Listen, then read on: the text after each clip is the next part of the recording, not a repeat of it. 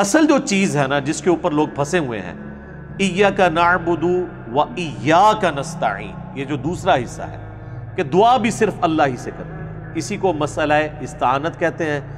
اور میں نے اس کے لیے ذرا مزید سوفسٹیکیٹڈ لفظ یوز کیا ہے، دعا صرف اللہ ہی سے، جس پہ میرا یہ ریسرچ پیپر بھی ہے، جس کو میں نے ڈسکس کیا ہے اس میں اپنی دونوں ویڈیوز کے اندر۔ تو آج بھی میں اسی ٹاپک کو انشاءاللہ تعالی آگے لے کر چلوں گا۔ اور میں اکثر اس بات کے اوپر بڑا دکھی ہوتا ہوں کہ اگر آپ ڈر رہے ہوں کسی مسلمان کو قرآن کی آیت پیش کرتے ہوئے، تو ایک لمحے کے لیے سوچیں کہ وہ شخص مسلمان ہے بھی یا کہ نہیں، کہ جس کو آپ ڈریں کہ میں نے ابھی اگر اسے قرآن کی آیت پڑھ کے سنائی نا تو مجھ پہ فوراً گستاخی کا فتویٰ لگا دے گا۔ اگر کافر ہو تو پھر تو سمجھ آتی ہے، مسلمان کو اگر دوسرا مسلمان قرآن کی آیت پیش کرتے ہوئے ڈرے تو سر پھر ڈر جانا چاہیے کہ معاملہ بہت زیادہ بگڑ چکا ہے۔ میں آپ کو نمونے کے طور پہ ایک آیت پیش کر دیتا ہوں، اور آپ سے میں یہ ریکویسٹ کروں گا کہ یہ آیت کبھی بھرے مجمع میں، کبھی دوستوں کے اندر، کبھی اپنے خاندان کے لوگوں میں بیٹھ کے آپ اس آیت کو بیان کریں، اور اس کا ترجمہ جس مکتب فکر کے وہ ہے نا اسی کا ہی ترجمہ پڑھ کے آپ بتا دیں، اور پھر دیکھیں آپ کے ساتھ ہوتی کیا ہے۔ حالانکہ قرآن کی آیت ہے، ترجمہ بھی ان کے اپنے علماء نے کیا ہوا ہے، خواہ احمد بریلوی صاحب کا ترجمہ اٹھا لیں، اشرفی تھانوی صاحب کا اٹھا لیں، جونا گڑھی صاحب کا اٹھا لیں، فتح محمد جلندری کا اٹھا لیں، سید فرمان علی شاہ کا اٹھا لیں، میں نے سارے فرقوں کے علماء کے نام دے دیے۔ یہ سنیں جی آیت، سورۃ الاعراف، آیت نمبر 188۔ اعوذ باللہ من الشیطان الرجیم، بسم اللہ الرحمن الرحیم۔ قل لا املک لنفسی نفعا ولا ضرا، اے نبی تم فرما دو کہ میں تو اپنی جان کے لیے بھی نہ کسی نفع کا مالک ہوں نہ کسی نقصان کا، الا ما شاء اللہ، ہاں مگر جو اللہ چاہے۔ تو اگر نبی علیہ السلام کو اپنی ذات کے حوالے سے اختیار نہیں ہے تو کسی دوسرے کو نفع دینا تو یہ بہت بڑی بات ہو جائے گی۔ اور ابھی یہ بات کنکلوڈ نہیں ہوئی، یہ آیت اس میں آگے چل رہی ہے۔ وَلَوْ كُنْتُ أَعْلَمُ الْغَيْبِ، اور اگر میں خود غیب جان لیتا ہوتا، جس طرح کہ ہمارے بریلویوں کا یہ عقیدہ ہے، جب ہم انہیں یہ بات کرتے ہیں تو وہ آگے سے لڑتے ہیں، نہیں نہیں ہم تو کہتے ہیں اللہ بتاتا ہے، نہیں نہیں یہ مسئلہ نہیں ہے۔ آپ یہ کہتے ہیں کہ اللہ تعالیٰ نے یک مشت سارا علم دے دیا ہوا ہے، اب نبی علیہ السلام کو اللہ کو کنسلٹ کرنے کی ضرورت نہیں، وہ خود ہی حاصل کر لیتے ہیں۔ یہ نہیں ہم کہہ رہے ہوتے کہ آپ یہ کہہ رہے ہیں کہ وہ اللہ کی مدد کے بغیر حاصل کیا، نہیں، آپ کہتے ہیں سب کچھ مل گیا۔ یقین نہ ہے تو آپ اعلیٰ حضرت کا ترجمہ پڑھ لیں، الرحمن علم القرآن خلق الانسان علمہ البیان، اس کا ترجمہ انہوں نے کیا ہے کہ اللہ تعالیٰ نے انسانیت کی جان محمد صلی اللہ علیہ وآلہ وسلم کو پیدا کیا اور ما کان و ما یکون کا علم انہیں سکھا دیا۔ ما کان و ما یکون یعنی جو کچھ تھا اور جو کچھ ہوگا سب کا علم دے دیا۔ تو اب فرق صرف رہ گیا ذاتی عطائی کا۔ ویسے تو اعلیٰ حضرت کہتے ہیں الدولۃ المکیہ کے اندر، جو انہوں نے علم الغیب کے اوپر کتاب لکھی ہے، وہ کہتے ہیں کہ انبیاء اور اللہ کے علم کا تو ایسا ہی فرق ہے جیسے ایک سمندر ہو اور دوسری طرف ایک قطرہ، کوئی اگر پرندہ اپنی چونچ میں لیتا ہے تو اتنا ڈفرنس ہے، لیکن جب ڈفرنس پوچھیں کہ جو اتنا بڑا ڈفرنس ہے کہیں پھر جھلکنا تو چاہیے نا۔ تو جیسے ہی آپ یہ بات کریں کہ آپ نبی کے علم کو ناپ رہے ہیں، آپ تو بڑے گستاخ ہو گئے۔ ناپا تو آپ نے خود ہے، آپ نے کہا کہ سمندر اور قطرے کا فرق ہے، تو کوئی ہمیں موٹا سا فرق بتا دینا تو فوراً گستاخی کا فتویٰ لگائیں گے۔ اور یہاں پہ اللہ تعالیٰ کیا فرما رہا ہے، اے نبی تم فرماؤ اگر میں خود غیب جان لیتا ہوتا، یعنی میرے پاس یہ کمپیٹنسی ہوتی، یہ کوئی کمپیٹنسی نہیں ہے۔ جس طرح عورت کو یہ اختیار نہیں ہے کہ وہ اپنا دودھ اتار سکے جب تک وہ دوائی استعمال نہ کرے یا نیچرل اس کی پریگنینسی نہ ہو جائے، اپنے اختیار میں نہیں ہے اس کے، اسی طریقے سے کسی پیغمبر کے اختیار میں نہیں یہ چیز ہوتی کہ اسے کوئی غیبی خبر پتہ چل جائے جب تک اللہ تعالیٰ اس پہ ظاہر نہ کرتے۔ یہ کوئی کمپیٹنسی نہیں ہے جو آپ سیکھ لیں گے اور پھر آپ جب چاہیں فارمولہ لگائیں اور آگے رزلٹ نکلے، نہیں۔ اگر تم فرماؤ میں غیب جان لیتا ہوتا، لستکثرت من الخیر، تو میں تو بہت خیر کثیر جمع کر لیتا، وما مسنی السوء، اور مجھے کبھی کوئی تکلیف بھی نہ پہنچتی، یعنی اگر مجھے مستقبل کا خود پتا ہوتا تو مجھے تکلیف ہی نہ پہنچتی۔ بالکل نیچرل چیز ہے. اگر ایک شخص کو یہ پتا چل جائے کہ میں یہاں سے نکلوں گا اور فلاں روڈ اتنے بج کے اتنے منٹ پہ کراس کروں گا تو ایک ٹریلا مجھے نیچے دے دے گا، تو وہ تو نکلے گا نہیں، اپنا راستہ بدل لے گا. واقعی جس کو غیب کا علم ہو جائے تو اس سے تو کبھی بھی کوئی تکلیف نہیں پہنچ سکتی. اور یہ نبی علیہ السلام کے حوالے سے بات ہو رہی ہے. بابے کدھر، بابے کدھر، ہائے ہائے ہائے. اے نبی تم فرماؤ اگر غیب میں خود جان لیتا تو میں بہت سا خیر کثیر جمع کر لیتا، مجھے کبھی کوئی برائی نہ پہنچتی، مجھے کوئی تکلیف نہ آتی کبھی. ان انا الا نذیر و بشیر، میں تو نہیں ہوں مگر ڈر سنانے والا آخرت کا اور خوشخبری دینے والا جنت کی.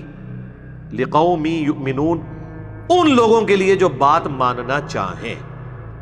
ویسے عموماً ترجمہ کر دیتے ہیں ایمان لانے والوں کے لیے، اصل میں اس کا ترجمہ یہ بنتا ہے جو بات ماننا چاہیں. ایمان والے وہی ہوتے ہیں جو بات مان لیں، اور جو نہ ماننا چاہیں ان کے لیے قرآن میں کوئی ہدایت نہیں. سر یہ آیت آپ صرف ترجمہ اس کا پڑھ کے بتا دیں کسی مجلس کے اندر، اور 295C سے آپ ذرا بچ کے بتائیں مجھے. تو سر جس ملک میں، جس قوم کے سامنے، جس امت کے سامنے آپ اس امت کے پیغمبر کی کتاب کی ایک آیت نہ پیش کر سکیں تو سمجھ لیں کہ اس امت نے ابھی تک پیغمبر کو پیغمبر نہیں مانا جیسا کہ ماننے کا حق ہے. اللہم لا تجعلنا منہم، رضیت باللہ ربا وبالاسلام دینا وبمحمد نبیا ورسولا، آمین صلی اللہ علیہ وآلہ وسلم. آگے چلیں سورہ بنی اسرائیل میں اللہ تعالیٰ نے آیت نمبر 56 اور 57 میں یہ مقدمہ مزید کھول کر بیان کیا، جس کے بعد کوئی گنجائش ہی نہیں رہ جاتی. یہ چند لاجواب کر دینے والی آیات میں سے ایک آیت کا پورشن ہے.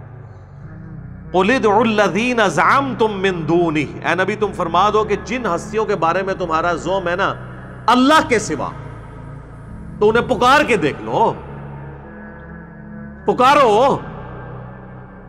فَلَا يَمْلِكُونَ كَشْفَ الضُّرِّ عَنْكُمْ وَلَا تَحْوِيلًا، نہ تو وہ کوئی تم سے تکلیف دور کر سکیں گے نہ بدل سکیں گے. وہ کہتے ہیں نہیں جو بندہ 11ویں دیتا ہے نا تو یا تو اس کی تکلیف دور ہو جاتی ہے یا وہ بدل کے کسی دوسرے پہ ڈال دیتے ہیں. حضرت صاحب پھیر دیں دینے دشمنال پھیر دیں. اللہ نے پھر دسیا ہے کہ نہ کوئی دور کر سکتا ہے نہ پھیر سکتا ہے.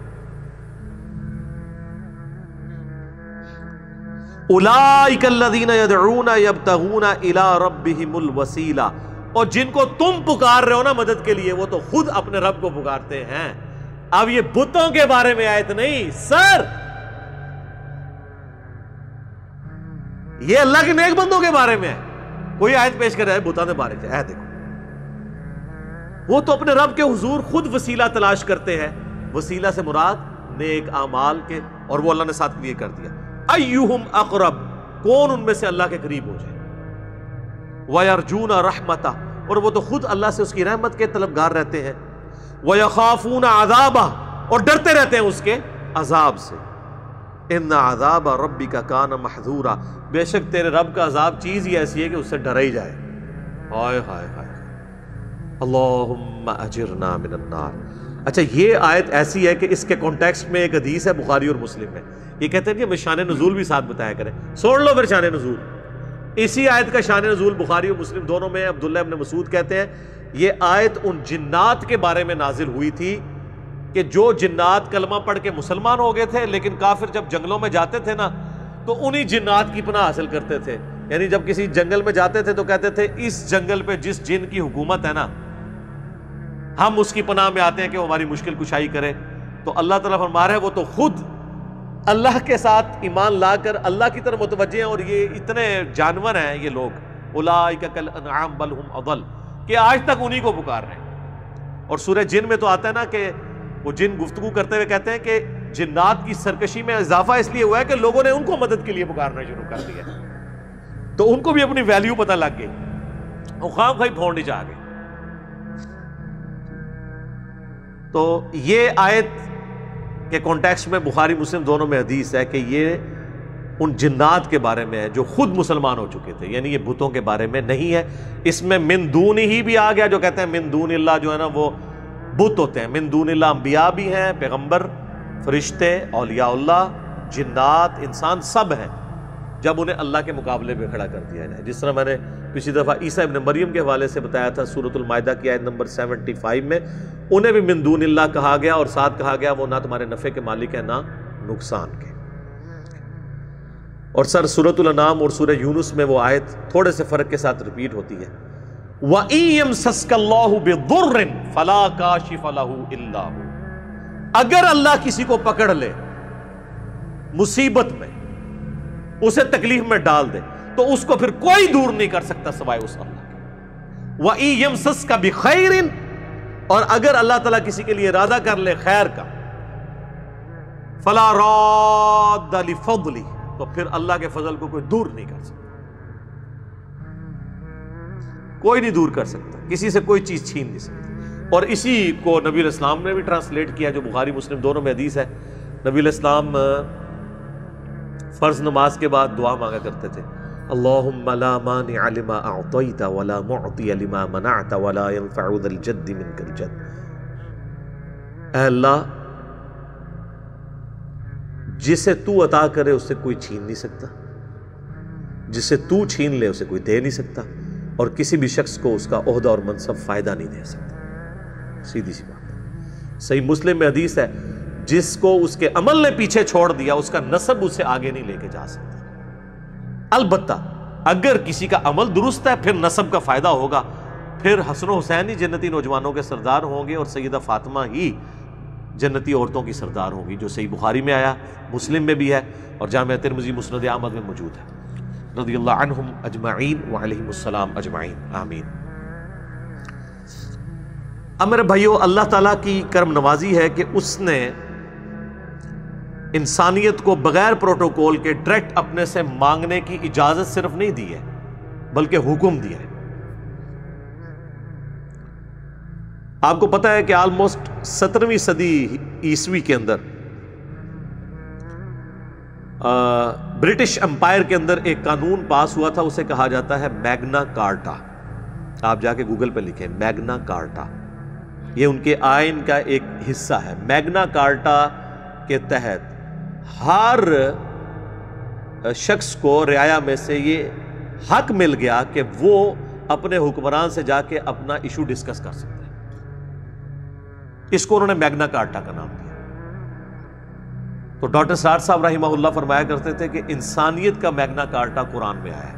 یہ تو صرف ان کی رعایا ہے نا، ساری انسانیت، جنوں، ان سب کے لیے میگنا کارٹا قرآن میں آیا۔ سورۃ البقرہ آیت نمبر 186، وَإِذَا سَأَلَكَ عِبَادِي عَنِّي فَإِنِّي قَرِيبٌ، اے نبی جب بھی میرے بندے آپ سے میرے بارے میں پوچھے نا تو آپ فرماؤ میں تمہارے بہت قریب ہوں۔ اجیب الدعوۃ الداعی اذا دعان، میں ہر پکارنے والے کی پکار کو سنتا ہوں جب وہ مجھے دعا کے لیے پکارے، لیکن شرط کیا ہے؟ فَلْيَسْتَجِيبُوا لِي وَلْيُؤْمِنُوا بِي لَعَلَّهُمْ يَرْشُدُونَ، لیکن لوگوں کو بھی چاہیے کہ میرا کہنا مانے، میری بات مانے، اور مجھ پہ ایمان لائیں جیسا کہ ایمان لانے کا حق ہے، تاکہ وہ رشد و ہدایت پا سکے۔ یہ ون وے ٹریفک نہیں ہوگی سر، آپ کو بھی کچھ کرنا ہوگا پھر رسپانس آئے گا۔ اب یہ چیزیں اتنی واضح ہیں، آلموسٹ میں سمجھ لیں 100 منٹ کی گفتگو تو اس پہ کر چکا ہوں، مسئلہ استعانت کو۔ اب میں چاہ رہا ہوں کہ آخر میں آج کی کلاس میں جتنا ہمارا ٹائم یہ بچا ہے 35-40 منٹ، اس میں وہ 10 بڑے بڑے جو وسوسے ہیں، اشکالات ہیں، ایمبیگوٹیز ہیں، دھوکے ہیں، جو علماء سو دیتے ہیں اپنی پبلک کو یہ بات منوانے کے لیے کہ بابوں کو پکارو، ولیوں کو پکارو، پیغمبروں کو پکارو، فرشتوں کو پکارو، بس اللہ کو نہ پکارو۔ اور جب کوئی کہ اللہ کو پکارو تو کہیں پیچھے تو اللہ ہی ہے۔ انہوں نے اللہ نو بھی پیچھے کر دیتا ہے، نبی نو بھی پیچھے کرتا ہے۔ نبی کے مقابلے پہ اپنے اپنے بزرگ کھڑے کر لیے۔ جب ہم کہتے ہیں یار یہ تو قرآن میں تو یہ لکھا ہے، وہ کہتے ہیں جی ہمارے بزرگوں کو قرآن نہیں آتا تھا، اور ہمارے بزرگ تو وہی کچھ بتا رہے ہیں، پیچھے نبی نے، نبی بھی پیچھے۔ جب توحید کی بات کریں کہ بھئی اللہ سے دعا مانگو، وہ کہتے ہیں ہم جو بزرگوں سے بھی مانگتے ہیں، ہم کب کہتے ہیں وہ خود دیتے ہیں، وہ اللہ سے لے کے دیتے ہیں، پیچھے اللہ ہی ہے، اللہ بھی پیچھے، نبی بھی پیچھے، تے بابے اگے لے آتے۔ اور جو کہتا ہے کہ یار ان کو ہٹاؤ بابوں کو، اور اس کو بڑے آسان الفاظ میں کہتا ہے کہ مرنے سے پہلے اے مسلمان کر لے اس پہ غور، کتابوں کا خدا اور ہے، بابوں کا خدا اور۔ اس کے خلاف ہو جاتے ہیں کہ یہ کہتا ہے 2 خدا ہیں۔ نہ سر، خدا ایک ہی ہے، لیکن جن کوالٹیز کے ساتھ آپ کے بابوں نے بتایا وہ کوالٹیز وہ نہیں جو آسمانوں سے نازل ہوئے دین میں تھے۔ گویا کہ پھر الگ ہی آپ نے اپنا خدا بنا لیا، اگرچہ مان اسی کو رہے آپ۔ وہ 10 اشکال میں ایک ایک کر کے کوشش کرتا ہوں کور کروں جلدی سے تاکہ آج ہی ہماری کلاس کنکلوڈ ہو جائے اس ٹاپک کے حوالے سے. 5 قرآن کے حوالے سے ہیں وہ اشکالات اور 5 سنت یعنی صحیح الاسناد احادیث کے حوالے سے. پہلا اشکال یا دھوکہ یا ایمبیگوٹی وہ یہ دیتے ہیں کہ جی قرآن میں آیا ہے یا ایھا الذین آمنوا استعینوا بالصبر والصلاۃ، اے اہل ایمان مدد چاہو صبر اور نماز کے ذریعے. اور یہ پڑھتے آدھی آیت ہے،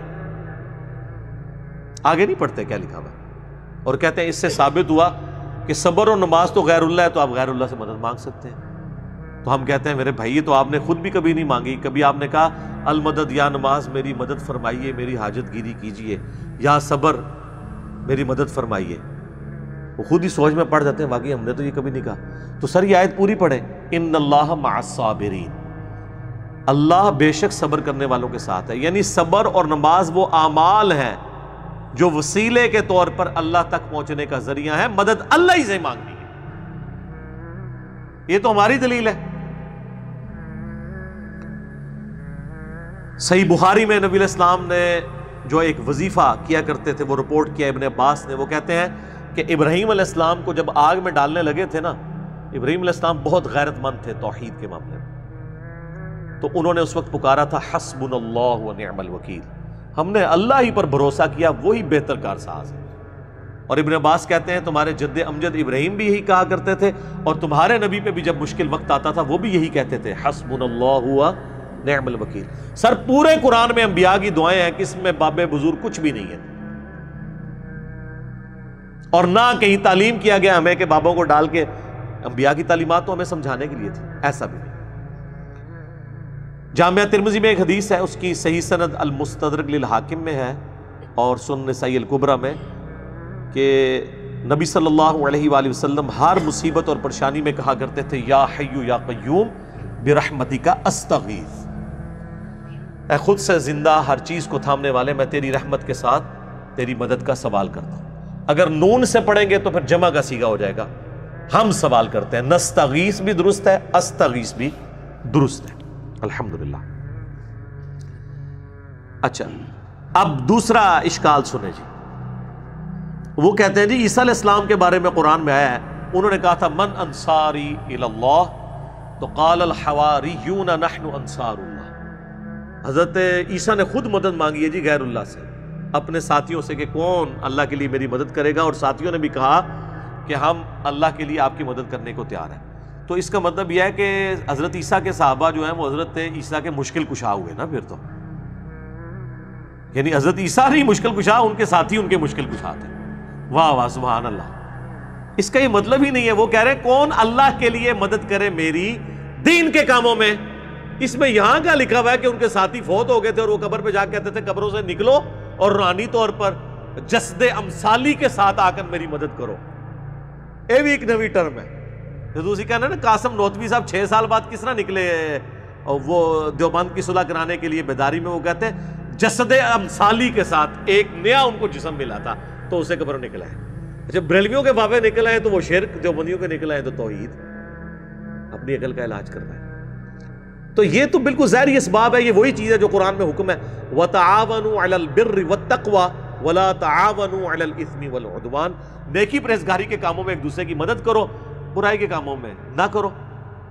اس میں تو غیر اللہ کو غائب میں پکارا ہی نہیں جا رہا، نہ مرے ہوئے کو پکارا جا رہا ہے، نہ کسی دور والے کو، جو سامنے موجود ہے وہ تو سر آپ کافر سے بھی مدد لیں. صحیح بخاری میں حدیث ہے نبی علیہ السلام کی وفات اس حال میں ہوئی کہ آپ کی زرہ گروی رکھی ہوئی تھی یہودی کے پاس اناج کے عوض، تو آپ کافر سے بھی مدد لیں ظاہری اسباب میں. لیکن یہ تو نہیں ہے کہ کوئی فوت ہو گیا ہے اور سامنے موجود نہیں، آپ اس کو مدد کے لیے پکار رہے ہیں. نہیں، وہ نہ آپ کسی جن کو پکار سکتے ہیں، نہ فرشتے کو، نہ کسی پیغمبر کو، نہ کسی بزرگ کو. اور یہ تو حضرت عیسیٰ کے ساتھی تھے نا. اس طرح کی آیت تو قرآن میں نبی صلی اللہ علیہ وسلم کے لیے بھی ہے.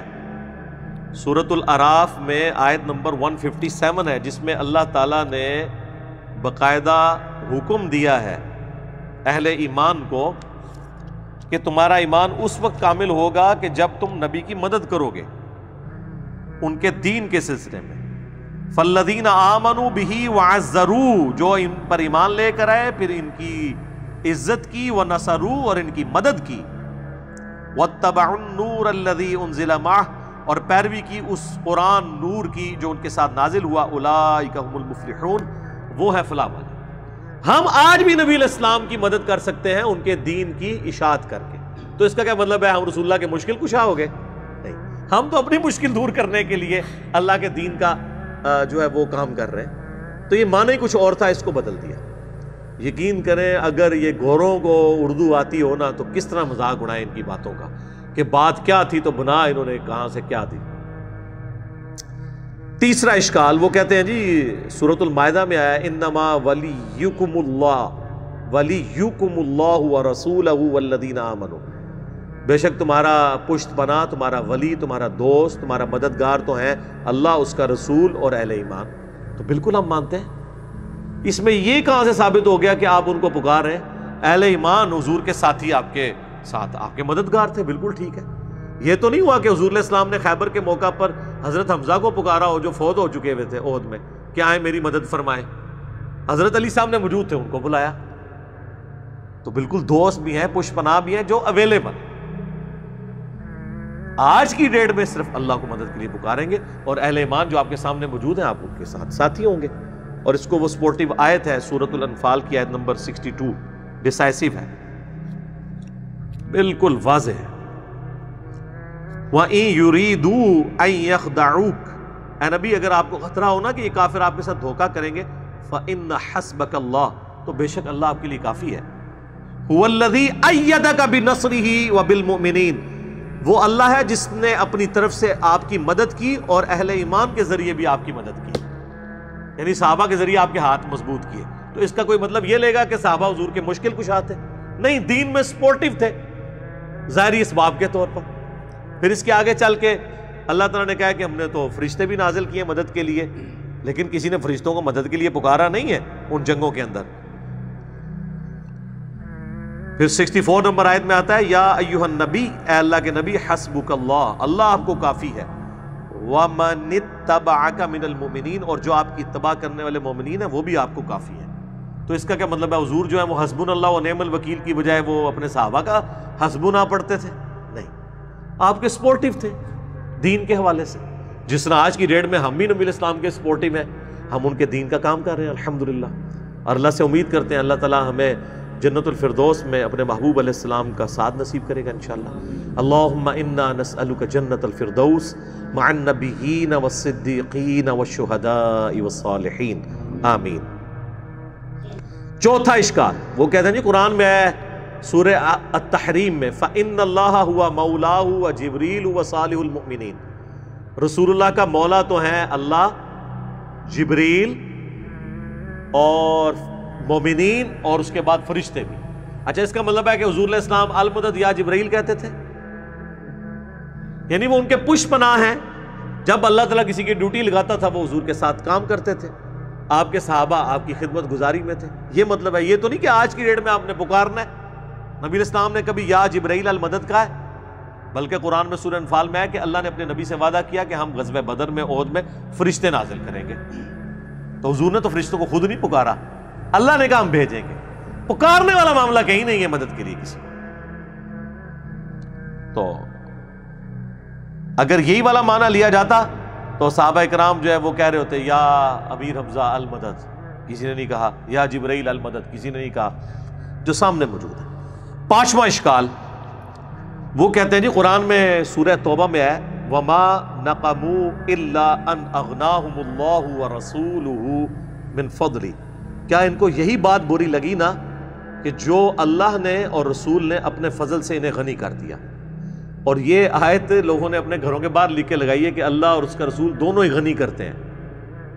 سر یہ آیت اتنی لمبی آیت ہے جس کا ایک چھوٹا سا ٹکڑا ہے، سورہ توبہ کی آیت نمبر 74، جس میں نبی علیہ السلام پہ جو قاتلانہ حملہ ہوا تھا، جس پہ میری یوٹیوب پہ ایک ویڈیو بھی ہے رسول اللہ کا قاتل کون، اس میں بھی میں نے سورہ توبہ کی یہ آیت ڈسکس کی تھی 74 نمبر۔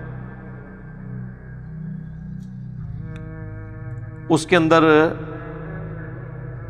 یعنی یہ والا پورشن ڈسکس ہوا ہے کہ اللہ تعالیٰ ان کو کیا یہی بات بری لگی کہ اللہ تعالیٰ نے اپنے فضل سے ان کو اور رسول نے اپنے فضل سے ان کو غنی کر دیا. یہ بات ان کے لیے تکلیف دہ ثابت ہوئی.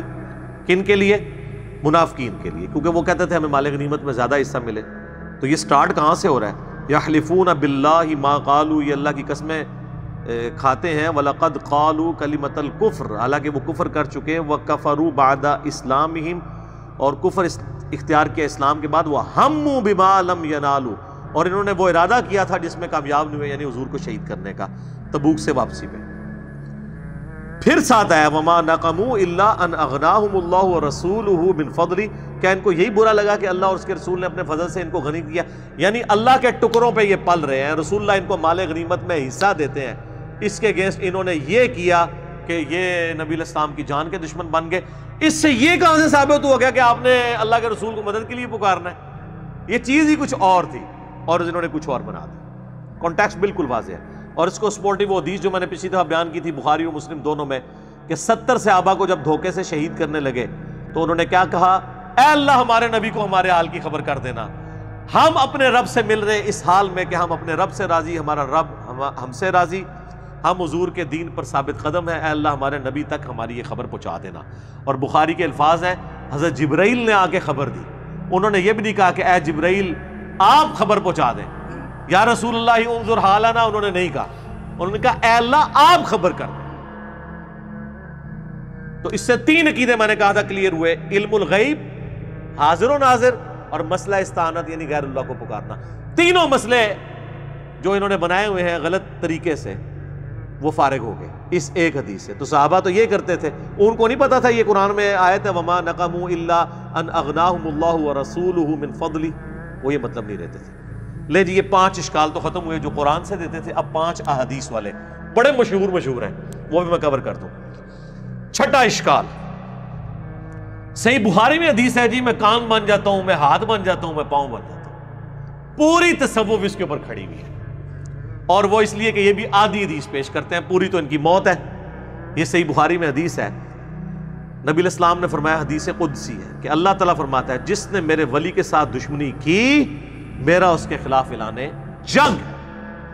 اب ولی سے آپ کو انڈیا پاکستان کے ولی نہیں، یہ ولی اللہ کی بات ہو رہی ہے، جو اللہ کی عبادت کرتے تھے. جو اپنی عبادت کرواتے ہیں نا وہ اللہ کے ولی نہیں ہے. ان سے اعلان جنگ ہے میرا. صحابہ اہل بیت ان کے پیٹرن پہ چلنے والے وہ امام جنہوں نے ان کی تعلیمات ہم تک پہنچائی، اعلان جنگ ہے. اور میرا بندہ میرا قرب کسی چیز سے حاصل نہیں کر سکتا جو فرائض میں پابندی سے حاصل کرتا ہے. پہلی چیز فرض ہے، پھر نوافل کے ذریعے میرا اتنا قرب حاصل کرتا ہے کہ میں اس کے کان بن جاتا ہوں جس سے وہ سنتا ہے، میں اس کے ہاتھ بن جاتا ہوں جس سے وہ پکڑتا ہے، میں اس کی آنکھیں بن جاتا ہوں جس سے وہ دیکھتا ہے، میں اس کے پاؤں بن جاتا ہوں جس سے وہ چلتا ہے. بس اتنا کر کے وہ کہتے ہیں جس کے ہاتھ اللہ کے ہاتھ بن جائیں پھر ایتھوں ہوتے نہیں پہنچن گے، اے ابو کو رزلٹ کر لیتے. اور یہ عربی کے محاورے میں بات ہو رہی ہے، یعنی اس کا اوڑھنا بچھونا میں بن جاتا ہوں، یعنی میں اسے اسپیشل پروٹیکشن دے دیتا ہوں. ایک بار جب وہ کوشش کرتا ہے پھر اس کے ہاتھ پاؤں کان آنکھیں میری اطاعت میں ہی اٹھتی ہیں. وہ کہتے ہیں جی یہ تو وہ پہلے ہی کر رہا تھا تبھی اس کو انعام ملا. پھر انعام کیا ہوا؟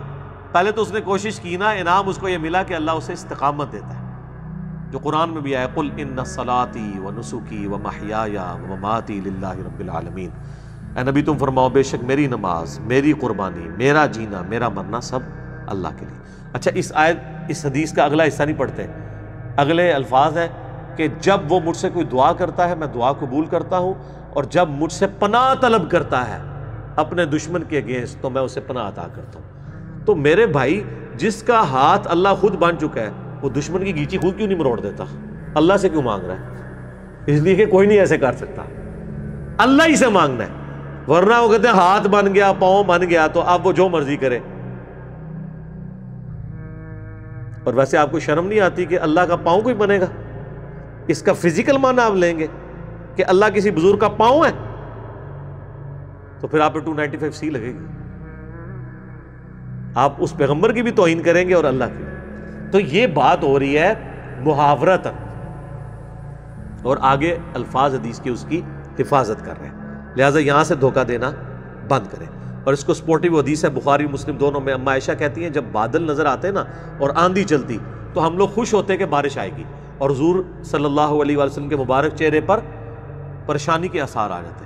تو میں کہتی اللہ کے نبی لوگ تو خوش ہو رہے ہیں بارش آئے گی اور آپ پریشان ہو رہے ہیں. تو آپ فرمایا کرتے اے عائشہ مجھے کیا پتا کہ ان بادلوں سے آگ برسے گی یا بارش کا پانی. کسی نے نہیں کہا یا رسول اللہ آپ کو نہیں پتا بارش کا پانی برستا ہے. لیکن حضور کا یقین اللہ پہ دیکھیں. پھر آپ نے سورہ الاحقاف کی وہ آیت تلاوت کی کہ قوم عاد پہ عذاب اسی طریقے سے آیا تھا کہ سخت گرمی کے بعد ایک بادل نمودار ہوا اور وہ ساری قوم اس کے نیچے آ گئی اور کہا کہ ابھی بارش برسے گی, اس میں سے آگ نکلی, سب ہلاک ہوئے. حضور نے سورہ احقاف کی آیت پڑھ کے کہا کہ مجھے بتاؤ عائشہ مجھے کیا پتا کہ اس بادل میں سے عذاب آنے والا ہے یا اللہ کی رحمت. اور پھر حضور علیہ السلام یہ دعا کیا کرتے اے اللہ اسے ہمارے لیے رحمت بنا دے جو بادل آیا. اگر حضور علیہ السلام اپنے بارے میں کہہ رہے ہیں کہ مجھے نہیں پتا کہ اس میں سے کیا ہونا ہے, تو آپ بابوں کے بارے میں کیا کہہ سکتے ہیں؟ وہ اشارہ کر کے یہ کر دیں گے تو وہ کر دیں گے. حضور علیہ السلام کا ذرا یقین دیکھیں کہ فیصلے اللہ نے کرنے ہیں. تو میرا خیال ہے یہ کافی ہے.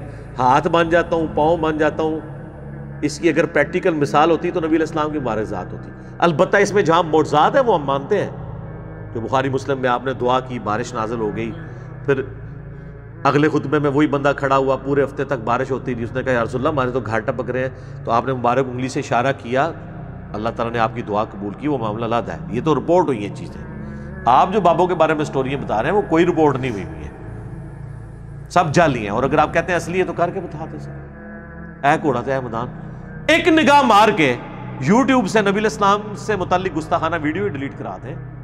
تہاڈی بزرگی کس دہاڑے کام آنی ہے؟ کس دن کام آئے گی آپ کی بزرگی؟ آئے نا.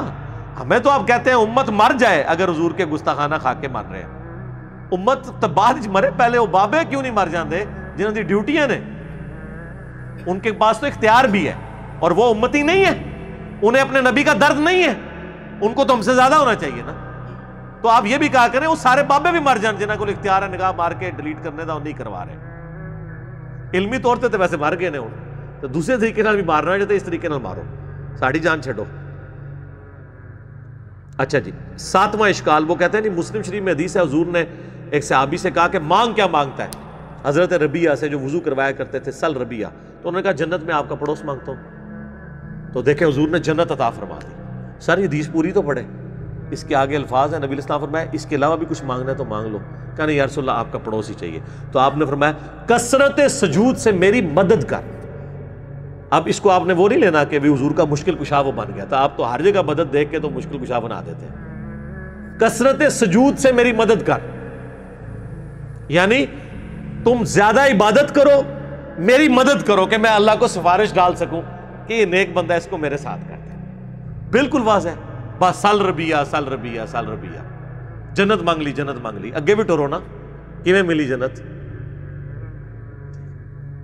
تو جنت تو انشاءاللہ آپ کو بھی مل جائے گی. صحیح مسلم میں حدیث ہے جو اذان کا جواب دے اس کے بعد دروشی پڑھے اور الوسیلہ والی دعا مانگے, میری شفاعت اس کے لیے حلال ہو جائے گی.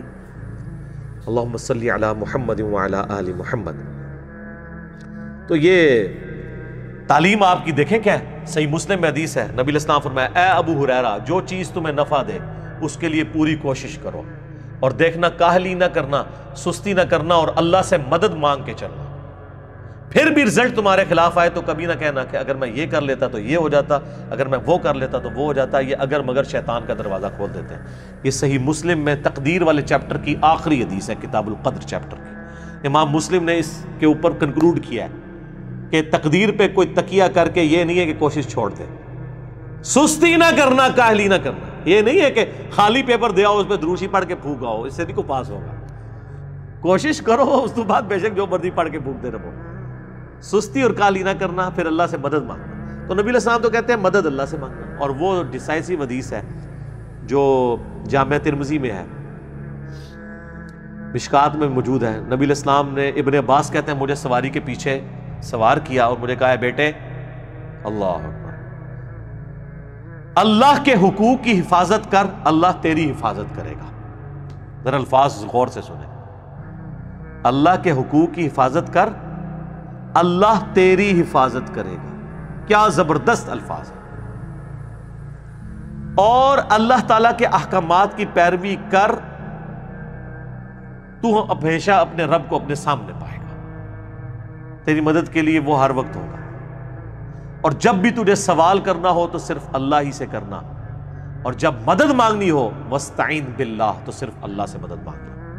اور بچے جان لے، اگر پوری امت مل کے تجھے ذرے کے برابر بھی نقصان پہنچانا چاہے اور اللہ نہ چاہے تو نہیں پہنچا سکیں گے، اور اگر ساری امت زمین و آسمان کی ساری مخلوقات مل کے ذرے کے برابر تمہیں فائدہ بھی پہنچانا چاہے نہیں پہنچا سکیں گی مگر جو اللہ چاہے۔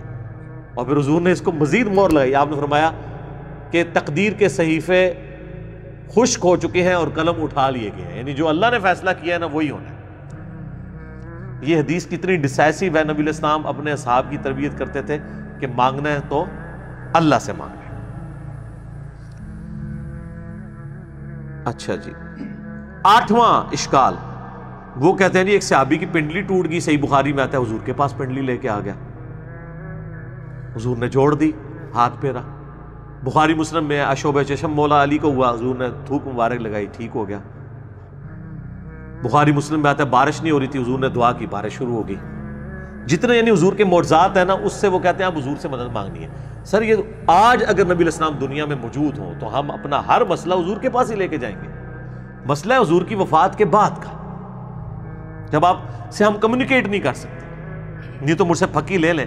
ثقیفہ بنی ساعدہ کے اندر جو کچھ ہوا، جس کی وجہ سے آج تک امت دو ٹکڑے ہیں، سنی شیعہ اختلاف، تو مولا علی اور ابو بکر کیوں نہیں حضور کی قبر پہ چلے گئے یا رسول اللہ؟ بلکہ میت بھی باہر تھی 2 دن تک، تو یا رسول اللہ فیصلہ کریں آپ کا سکسیسر کون ہے؟ نہیں۔ جنگ جمل صفین نہروان کے وقت کسی نے روضہ شریف میں جا کے حضور سے مشورہ کیوں نہیں کیا؟ سیدہ عائشہ 47 سال تک اس حجرے میں رہی جہاں پہ قبر مبارک تھی، کوئی مشورہ؟ کچھ بھی نہیں۔ آپ کے فضائل درود میں شیخ زکریا لکھتے ہیں، تبلیغی جماعت والے اور دعوت اسلامی کے الیاس قادری صاحب فضائل سنت میں، کہ 555 ہجری میں شیخ احمد رفاعی کے لیے حضور نے قبر سے ہاتھ باہر نکال لیا، اور 90,000 لوگوں نے یہ منظر دیکھا۔ اس زمانے میں جب جو ہے مسجد نبوی میں 90,000 کا مجمع بھی نہیں تھا آتا۔ کہانی، اور دیکھنے والوں میں شیخ عبد القادر جیلانی کا نام بھی ذکر کیا جاتا ہے، اور عبد القادر جیلانی بیچارے دیکھتے ہی رہے، انہوں نے نہیں چومے ہاتھ، اور انہوں نے مرید نے چوم لیا، شیخ احمد رفاعی نے۔ سب کہانیاں جوڑی ہوئی ہیں، جوڑتے رہے، یہ کچھ صحابہ کے ساتھ نہیں ہوا۔ تو یہ یعنی نبی علیہ السلام کی وفات کے بعد یہ جو معجزات ہیں، یہ تو ہم آج بھی مانتے ہیں حضور موجود ہوں، اور میں اب اس سے زیادہ سخت بات کرنے لگا ہوں، برا نہیں ماننا۔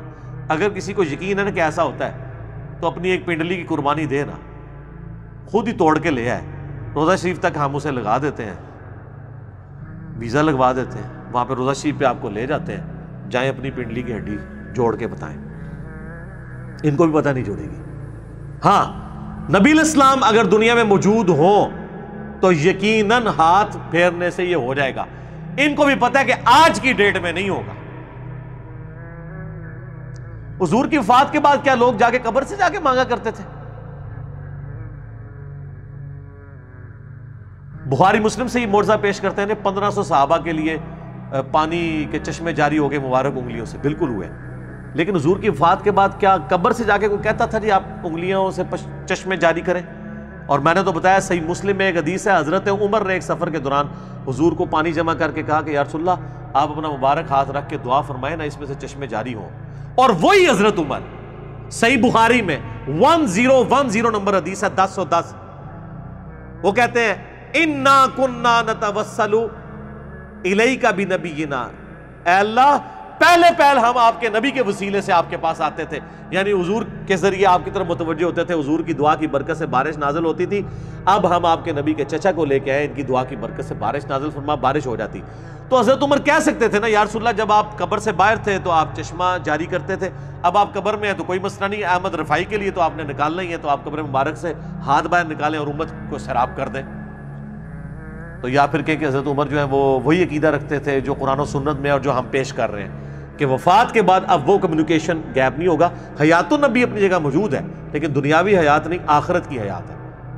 حیات النبی پہ سب سے زیادہ ویڈیوز ہی میری ہیں، لیکن وہ دنیاوی حیات نہیں ہے، آخرت کی زندگی ہے، جس میں نہ سانس ہے، نہ کھانا پینا ہے دنیا والا، نہ ٹوائلٹ ہے۔ آج بھی قبر مبارک اگر آپ کھودیں تو نبی علیہ السلام اسی حالت میں لیٹے ہوئے ہوں گے جس طرح 8 سے 1400 سال پہلے آپ کو دفنایا گیا تھا، کوئی سانس نہیں لے رہے ہوں گے، اسی حالت میں ہوں گے۔ آپ اس زندگی کو آبزرو کر ہی نہیں سکتے. تو یہ پیش کرنا ہے معجزات کے ذریعے، یہ بالکل جھوٹ ہے. ورنہ تجربے کے لیے پھر تیار ہو جائیں، جس نے پنڈلی کی قربانی دینی ہے تو کریں. پھر 9واں اشکال وہ کہتے ہیں جی اس کو بلکہ شعر بنا دیا، آج لے ان کی پناہ، آج مدد مانگ ان سے، پھر نہ مانیں گے گر قیامت میں گر مان گیا. وہ اعلیٰ حضرت کا شعر ہے کہ قیامت میں تو نے بھی حضور سے ہی شفاعت کرانی ہے، تو آج کیوں نہیں حضور کو مدد کے لیے پکارتا؟ ادھر تو نے حضور کو ہی پکارنا ہے نا. سر اس لیے پکارنا ہے کہ حضور سامنے ہوں گے صلی اللہ علیہ وسلم. دنیا میں بھی جب سامنے موجود تھے تو حضور کو اپنے مسئلے بتانے تھے، آخرت میں بھی جب حضور علیہ السلام سامنے آئیں گے تو ان کے سامنے ہی ان کو ہی ہم اللہ کے حضور اپنا وسیلے کے طور پہ پیش کریں گے، انہی کے ہاتھ پہ شفاعت کا دروازہ کھلے گا. لیکن یہ بیچ والا پورشن آپ نے کہاں سے نکال لیا؟ جیسے آپ تراویح سے 20 تراویح نکال لیتے ہیں اور یوفون سے یوفون نکال لیتے ہیں، مسقال ذرۃ خیر یرا سے مسقال نکال لیتے ہیں. الفاظ کے میچ کرنے سے تو چیزیں نہیں نکل آتی. تو حدیث شفاعت والا معاملہ ڈیفرنٹ ہے. ورنہ میں نے حضرت عمر والا بتا دیا، وہ تو کہتے ہیں جب تک نبی موجود تھے ان کے ذریعے متوجہ ہوتے تھے، اب ان کے چچا کو ان کی دعا کی برکت سے. وہ کہتے ہیں جی مصنف ابن ابی شیبہ میں ایک روایت ہے اور حافظ ابن کثیر نے بھی نقل کی ہے سورہ نساء کی آیت نمبر جو 64 ہے، وَلَوْ أَنَّهُمْ إِذْ ظَلَمُوا أَنفُسَهُمْ جَاءُوكَ، جب اپنی جانوں پر ظلم کرو تو حضور کی خدمت میں حاضر ہو جاؤ، حضور شفاعت کریں گے تو اللہ توبہ قبول کرے گا. اس آیت کے کانٹیکسٹ میں ابن کثیر بھی لے کے آئے کہ ایک جو ہے نا وہ اعرابی حضور کی قبر پہ حاضر ہوا اور کہا یا رسول اللہ قرآن میں تو حکم ہے کہ یہ حکم حضرت عمر کو نہیں پتا تھا اور ایک پینڈو کو پتا چل گیا، اپنی عقل کا علاج کراؤ. اسی لیے کہا گیا نا علیکم بسنتی و سنت الخلفاء الراشدین المہدیین. صحیح بخاری 1010 میں تو حضرت عمر کہہ رہے ہیں اللہ جب تک نبی موجود تھے ہم ان کو وسیلے کے طور پہ پیش کرتے تھے، اب ان کے چچا کو لے کے آئے ہیں. تو حضرت عمر کو نہیں پتا تھا میں جا کے ڈائریکٹ پہ قبر پہ جا کے وَلَوْ أَنَّهُمْ إِذْ ظَلَمُوا أَنفُسَهُمْ جَاءُوكَ پڑھ لوں. Point to be noted. تو وہ کہتے ہیں بھی وہ خواب میں حضور کی زیارت ہوئی اور کہا کہ عمر کو میرا سلام کہنا اور کہنا ان قریب بارش ہو جائے گی، اور کئی کہتے ہیں قبر سے آواز آ گئی، عمر کو سلام کہنا اور اسے کہنا عوام پہ نرمی کرے. سر یہ مصنف ابن ابی شیبہ میں جو روایت ہے نا اس میں آمش مدلس ہے اور ان سے روایت کر رہا ہے اور سما کی تصریح نہیں ہے. اور صحیح مسلم کے مقدمے میں امام مسلم نے یہ پیٹ رول لکھا ہے کہ مدلس کی آن والی روایت سما کی تصریح سے کے بغیر، حدثنا یا اخبرنا کے بغیر قابل قبول نہیں ہوگی. ایک جعلی روایت کو لے کے عقیدہ گھڑ رہے ہیں جو بخاری کی 1010 نمبر حدیث کے بھی خلاف ہے اور قرآن کی اس آیت کے کانٹیکسٹ کے بھی خلاف ہے. سر یہ قرآن ذرا کھولیں، سورہ نساء کی آیت نمبر 64 میں اللہ تعالیٰ نے منافقین کو کہا ہے کہ یہ طاغوت کے پاس فیصلے کرواتے تھے، حالانکہ نبی علیہ السلام کو اپنا حکمران مانا ہوا تھا، اوپر سے کلمہ گو تھے اندر سے منافق تھے.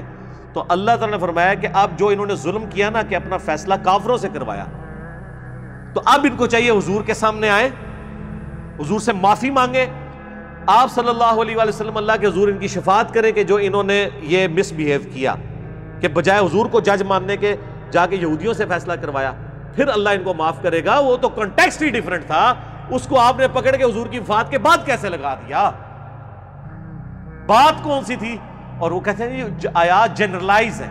اچھا جی جنرلائز ہیں تو وَلَوْ أَنَّهُمْ إِذْ ظَلَمُوا أَنفُسَهُمْ جَاءُوكَ اس کے تحت سقیفہ بنی ساعدہ پھر کیوں ہوا؟ جنگ جمل صفین نہروان کیوں ہوئی؟ صحابہ کیوں نہیں قبر رسول سے جا کے فیصلہ کرواتے رہے؟ اس وقت تو قبر میں بھی نہیں نبی علیہ السلام گئے تھے، 2 دن تک تو میت مبارک باہر تھی، جنازہ جاری تھا، کسی کو وسوسہ بھی نہیں آیا کہ حضور سے ہی جا کے پوچھ لیں، کیونکہ اس زمانے میں عقیدے نہیں ہوا کرتے. یہ آج کے جھگڑے ہیں جی، عطائی ذاتی، مستقل بالذات، غیر مستقل بالذات، پتہ نہیں کیا کیا کہانیاں بنائی ہوئی ہیں. اور جناب صحیح مسلم میں حدیث ہے، ایک صحابی نے حضور کے سامنے خطبہ دیتے ہوئے کہا من یطع اللہ ورسولہ فقد رشد، جو اللہ رسول کی اطاعت کرے وہ کامیاب ہوا، ومن یعصہما اور جس نے ان دونوں کی نافرمانی کی فقد غوا وہ گمراہ ہو گیا. آپ نے فرمایا بئس الخطیب انت، کتنا برا خطیب ہے تو نے یہ کیوں کہا ان دونوں کی؟ حالانکہ جملہ کانٹیکسٹ کے ساتھ درست تھا کہ جو اللہ رسول کی اطاعت کرے وہ کامیاب ہوا، جو ان دونوں کی نافرمانی کرے وہ ناکام ہوا. لیکن حضور نے فرمایا دونوں نہیں کہنا، اللہ ایک ہے. تمہیں کہنا چاہیے وَمَن يَعْصِ اللَّهَ وَرَسُولَهُ فَقَدْ غَوَىٰ. اس نے نہیں آگے سے کہا کہ ہک ہے، جڑا ہک کی ڈھوں آکھے وہ کافر و مشرک ہے. وہی مواحد ہے جڑا ایک کی ڈھوں آ کے. اور ابو داؤد میں آگے الفاظ ہیں، آپ نے فرمایا قم اذهب، اٹھ نکل ادھر سے، تو نے مجھے اللہ کے ساتھ شامل کر دیا. اور مسند احمد میں اور امام بخاری کی کتاب ادب المفرد میں ایک صحابی نے کہہ دیا یا رسول اللہ ما شاء اللہ و شئت، اے اللہ کے رسول جو اللہ چاہے اور جو آپ چاہیں. آپ نے میں اجعلتنی للہ عدلا، اجعلتنی للہ ندا، کیا تو نے مجھے اللہ کے مقابلے پر کھڑا کر دیا؟ قل بل ما شاء اللہ وحدہ، بلکہ کہہ جو اکیلا اللہ چاہے. اس نے نہیں کہا یا رسول اللہ میں آپ کو عطائی مان رہا ہوں، غیر مستقل بذات مان رہا ہوں، اور میں اللہ کی اطاعت سے ہی مان. اس زمانے یہ کہانیاں نہیں سناؤندی ہیں بھائی، اردو دین سیدھا سیدھا سی. تو اسی واسطے اسی سیدھا سیدھا دین اتو بیان کر رہے ہیں، کتاباں والا دین اللہ کے فضل سے. آخری اشکال ہے جی 10واں، جس پہ میرا پورا لیکچر بھی ہے، مجھے تم سے شرک کا خوف نہیں. وہ کہنے نہیں یہ کہانیاں اپنی کون رکھو، شرک کا کوئی خوف ہی نہیں رہا. اچھا نہیں خوف ہے تو یہ صحیح مسلم میں کیوں حدیث ہے، صحیح بخاری میں، کہ دیکھنا میری شان کو اس طرح بلند نہ کرنا جس طرح عیسیٰ ابن مریم کو ان کے ماننے والوں نے کیا، میں اللہ کا بندہ اور اس کا رسول ہوں، مجھے اللہ کا بندہ اور رسول ہی کہنا. تو کسی نے نہیں کہا یا رسول اللہ آپ کو تو گارنٹی ہے وہ میں شرک نہیں کرے گی، تو آپ یہ ہمیں نصیحت کیوں کر رہے ہیں؟ تو یہ حدیث بخاری مسلم میں کیوں ہے کہ آپ اپنی وفات کے دنوں میں اپنے چہرے مبارک سے چادر ہٹاتے تھے اور کہتے تھے لعن اللہ الیہود والنصارى، اللہ کی لعنت ہو یہود و نصارہ پر، انہوں نے اپنے نبیوں کی قبروں کو سجدہ گاہ بنا دیا تھا، تم میری قبر کو سجدہ گاہ نہ بنانا. اور اس کے آگے حضرت عائشہ کے الفاظ ہیں اگر ہمیں یہ خطرہ نہ ہوتا کہ لوگ حضور کی قبر پہ سجدے شروع کر دیں گے تو ہم زائرین کی زیارت کے لیے اوپن قبر کو چھوڑ دیتے، لیکن حضور ہمیں ڈرا رہے تھے اس لیے ہم نے اوپن زیارت کے لیے قبر کو نہیں چھوڑا، بلکہ حجرے کے اندر ہی رہی. اب تو خیر وہاں اجازت سے بھی کوئی نہیں اندر جا سکتا. تو کسی کو نہیں پتا تھا مجھے تم سے شرک کا خوف نہیں. تو اس پہ میری پوری یوٹیوب پہ ویڈیو پچھلے دنوں ریکارڈ ہوئی ہے، مجھے تم سے شرک کا خوف نہیں. یہ حضور علیہ السلام نے صحابہ کو اور صحابہ کے پیٹرن پہ چلنے والی ایک خاص اسکول آف تھاٹ کو یہ بات کی تھی کہ قیامت تک ایک میرا امت کا گروہ ایسا ہے جو بخاری مسلم میں آتا ہے کہ وہ قیامت تک حق پہ قائم رہے گا. باقیوں کے لیے نہیں آیا، وہ تو ابو داؤد میں خود ہی آپ کہتے ہیں 72 جہنم میں جائیں گے اور ایک جنت میں جائے گا. حضور اس زمانے میں وہ صحابہ تھے جن سے شرک کا خوف نہیں تھی، اور صحابہ کے زمانے سے قیامت تک ایک گروہ. ورنہ تو یہ خود بھی مانتے ہیں کہ نصیریہ جو علی اللہ کہہ رہے ہیں اس وقت وہ یہود و نصارہ کا گروہ ہے، کوئی شیعہ سے نکلا ہے. قادیانی جو ختم نبوت میں شرک کر رہے ہیں سنیوں سے نکلے ہیں. اور حلولیہ جن کو کشف المعجوب میں خود علی اجویری صاحب نے کہا یہ گمراہ فرقہ ہے جو کہتے ہیں بندے کے اندر اللہ گھس جاتا ہے، یہ شرک نہیں ہے. اور وہ انہوں نے لکھا ہے یہ اہل سنت کے جو گمراہ فرقے ہیں ان میں سے ایک فرقہ ہی ہے. خود انہوں نے مانا ہے کہ سنیت جڑے 12 فرقے نے 10 آکتے نے 2 گمراہ نے، انہیں حلول ہوئی ہے جو حلول کا عقیدہ رکھتا ہے. تو یہ شرک تو ہوا ہے. اور اس حدیث کی شرح آپ ابن حجر اسقلانی کی فتح الباری پڑھ لیں یا عمدۃ القاری جو ہے پڑھ لیں بدر الدین عینی کی، دونوں نے لکھا ہے کہ یہ پوری امت کے لیے گارنٹی نہیں ہے، خاص طبقے کے لیے ہے، ادروائز امت میں لوگ شرک میں مبتلا ہوئے ہیں. صحیح مسلم میں حدیث ہے جس کے جنازے میں 40 ایسے لوگ شریک ہوں جو شرک نہ کرتے ہوں تو ان کی شفاعت قبول کر لی جائے گی. تو جنازہ تو پڑھتے ہی مسلمان ہے. بخاری مسلم میں حدیث ہے جب یہ آیت نازل ہوئی سورہ الانعام کی آیت نمبر 82 الذین آمنوا ولم یلبسوا ایمانہم بظلم اولئک لہم الامن وہم مہتدون، جو ایمان لائے اور ایمان کے ساتھ شرک نہ کیا وہی قیامت والے دن امن میں ہوں گے. تو صحابہ نے کہا یا رسول اللہ شرک کون نہیں کرتا ہوگا، ظلم کون نہیں کرتا ہوگا؟ صحابہ تو چھوٹے سے گناہ کو بھی ظلم سمجھتے تھے. تو حضور نے فرمایا یہاں ہر ظلم نہیں، اس ظلم سے مراد ہے ان الشرک لظلم عظیم. سورہ لقمان کی آیت نمبر 13 تلاوت کی نبی علیہ السلام نے کہ یہاں شرک یعنی جو ایمان لانے کے بعد شرک نہ کرے اس کے لیے گارنٹی ہے کہ وہ امن میں ہوگا. باقی گناہوں کے معاملے میں اللہ تعالیٰ ٹالریٹ کر لے. اور سر وہ جو حدیث ہے ترمذی میں اور مسند احمد میں کہ جو شخص 10 دفعہ پڑھ لے لا الہ الا اللہ وحدہ لا شریک لہ لہ الملک ولہ الحمد بیدہ الخیر یحیی و یمیت وہو علی کل شیء قدیر، فجر اور مغرب کے بعد بغیر پاؤں بدلے تو اسے کوئی چیز نقصان نہیں پہنچا سکے گی سوائے یہ کہ وہ شرک خود ہی کر لے. اس میں یہ الفاظ ہے. تو حضور کو تو کہنا چاہیے شرک ختم ہو گیا تو پھر شرک کہاں سے کر لے.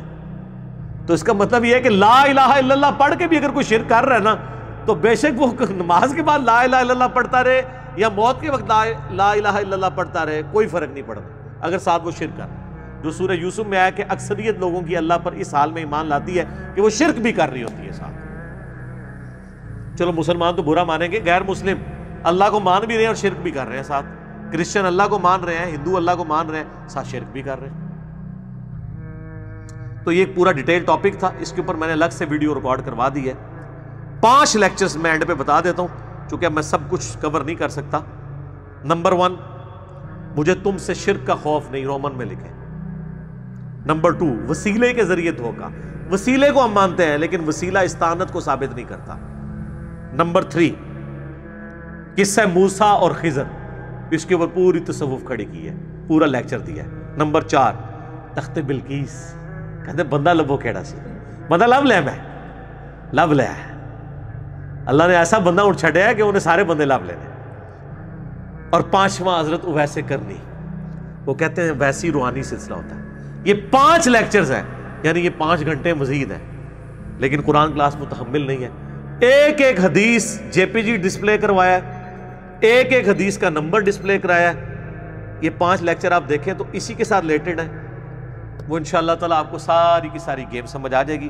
آخر میں حدیث بیان کرتا ہوں، بخاری مسلم دونوں میں حدیث ہے، تم بھی اگلے لوگوں کے راستے پہ چل پڑو گے قدم بقدم، بالشت بر بالشت، حتیٰ کہ ان میں سے کوئی گوہ کے سوراخ میں داخل ہوا تو تم بھی وہی کام کرو گے۔ صحابہ نے کہا یہ اگلے لوگوں سے مراد کیا یہود و نصارہ ہے؟ آپ نے فرمایا اگر وہ مراد نہیں تو اور کون مراد ہے؟ تو ڈاکٹر اشرف آصف جلالی صاحب نے کہا کہ یہاں یہود و نصارہ کا فیشن مراد ہے، شرکی عقائد مراد نہیں ہے۔ ہم نے کہا نا، اس حدیث کا بھی شان نزول شاد ارشاد موجود ہے جامعہ ترمذی میں اور مشکات میں بھی موجود ہے کہ صحابہ کہہ رہے ہیں کہ ہم غزوہ حنین کے موقع پر ایک درخت کے پاس سے گزرے جسے ذات انوات کہا جاتا تھا، اور مشرکین عرب جنگ کے لیے اپنا اسلحہ اس پہ پہلے لٹکاتے تھے تاکہ اس سے برکت حاصل کریں، ان کا عقیدہ تھا اس سے ہم جنگ جیت جائیں گے۔ تو صحابہ نے جب دیکھا تو کہا یا رسول اللہ آپ بھی ہمارے لیے کوئی اس طرح کا ایک درخت مقرر کر دیں۔ ہائے ہائے، آپ نے کہا سبحان اللہ، آج تو تم نے وہی بات کر دی جو موسیٰ کے ماننے والوں نے کی تھی۔ پھر نبی علیہ السلام نے سورۃ الاعراف کی آیت تلاوت کی کہ موسیٰ کے ساتھی جب ایک جگہ سے گزرے جہاں پہ کچھ لوگ بتوں پر دھیان کیے ہوئے اعتکاف بیٹھے تھے تو کہا ہمارے لیے بھی اللہ کا کوئی بت بنا دے۔ حضور نے کہا تم مجھ سے اللہ کا بت مانگ رہے ہو؟ کسی نے نہیں کہا یا رسول اللہ ہم نے اللہ کا بت کہا، ہم تو فیض کے لیے ایک درخت مانگ رہے ہیں، تو اسی قبرہ پہ چٹ دے ہو۔ حضور نے درخت نہیں چٹن دیتا اور کہا کہ اے بھی اللہ کا بت بنا لگے ہو تسی۔ تو آپ فرمایا تم نے موسیٰ کے ماننے والی بات کر دی۔ پھر آپ فرمایا اللہ کی قسم تم بھی اگلے لوگوں کے پیچھے چل پڑو گے، یعنی جو جو شرکیہ کام انہوں نے کیے تم بھی کرو گے، یعنی اس امت میں بھی یہ کام ہے۔ تو یہ حدیث بخاری مسلم کی وہ شرح بیان کر رہی ہے کہ یہاں مراد فیشن نہیں ہے بلکہ شرکیہ عقائد ہیں جن سے اللہ تعالیٰ ہمیں محفوظ رکھے۔ اللہ تعالیٰ سے دعا ہے جو حق بات میں نے کہی اللہ تعالیٰ ہمارے دلوں میں راسخ فرمائے، اگر جذبات میں میرے منہ سے کوئی غلط بات نکل گئی تو اللہ تعالیٰ ہمارے دلوں ہی سے معاف کر دے، ہمیں شرک کی لعنت سے بچائے، توحید کے اوپر قائم رکھے اور اس کا سپاہی بننے کی توفیق عطا فرمائے۔ امام الموحدین صلی اللہ علیہ وآلہ وسلم کی قیامت والے دن ہمیں شفاعت نصیب فرمائے۔ سبحانک اللہم وبحمدک، اشہد ان لا الہ الا انت، استغفرک واتوب الیک، وما علینا الا البلاغ المبین۔ جزاکم اللہ خیرا۔